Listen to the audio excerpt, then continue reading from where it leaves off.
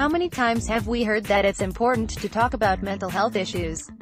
While stigma absolutely exists when it comes to mental illness, it seems to be the main focus of the discourse, and that's spreading a mistaken belief that simply talking about mental illness will solve the issue. As someone who has lost friends and family to suicide, I know firsthand that it can be the most vocal people that kill themselves. They're people who've spoken openly about their issues and have still felt that their depression was too great that they couldn't go on. The trouble is, talking about mental illness is only the start. Okay, you tell a trusted friend that you're struggling. But then what? From the government's point of view, talking is free, which is why it's easier to advocate speaking to friends or family about your problems over getting real, tangible help. Theresa May said last year, "We must get over the stigma." Okay, lip service paid.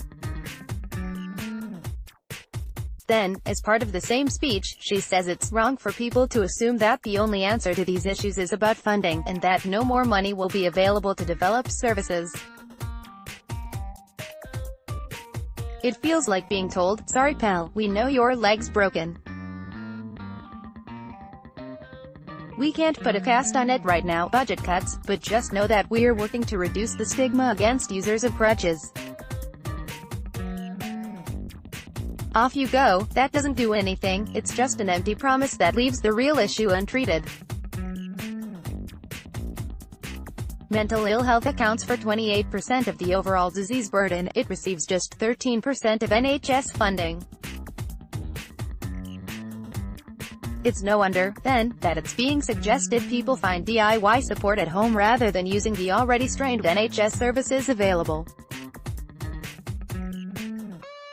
Johnny Benjamin MB is an award-winning mental health campaigner who's seen firsthand what this funding gap means.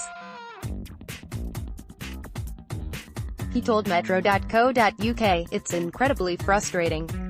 The government has talked about mental health for some time now. Theresa May has addressed it on a number of occasions. Her words have not translated into action, however. The major issue is that there is simply not enough funding given to mental health services. In fact, we're seeing too many commissioning groups who decide where funding goes take money out of mental health services to plug other gaps in the NHS. We need the government to ring-fence funding for mental health to stop this happening. Government officials can blame stigma all they wish, but it's not unreasonable to think that part of the reason people don't speak out is because they know nothing will be done. You speak out, you go to your GP, you're then faced with long waiting lists and often subpar care from people who don't know how to handle your situation. Of course there are positive experiences of mental health care in the NHS, but we've seen time and time again that many of us are failed because there simply aren't the resources to make us a priority. The act of telling someone you're suicidal, depressed, or anxious isn't easy anyway. You need a good reason to do it. Something that also isn't addressed enough when referring to mental health issues is the fact that there are a number of situations where there is no problem. There's sometimes no external burden: loneliness, debt, family breakdown, relationship breakup, bringing on the illness.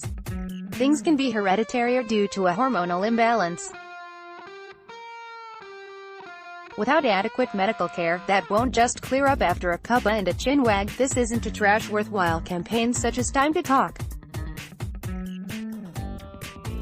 They're doing their bit and doing a great job. However, we need more than words when people's lives are on the line. We need hospital beds for those in crisis, more training for staff so that patients aren't passed from pillar to post, and money for new staff to reduce waiting times. Until those things are there, all we are doing by telling struggling people to talk about their problems is putting their care in the hands of family and friends who aren't qualified to help. There's nothing wrong with talking, and yes, it can be a huge help, but that's only the beginning. From there, the government need to put their money where their mouth is, and prevent an epidemic of self-harm and suicide getting even worse. More, people with depression may be more likely to develop dementia. More, how should we discuss suicide with children who have been impacted by it?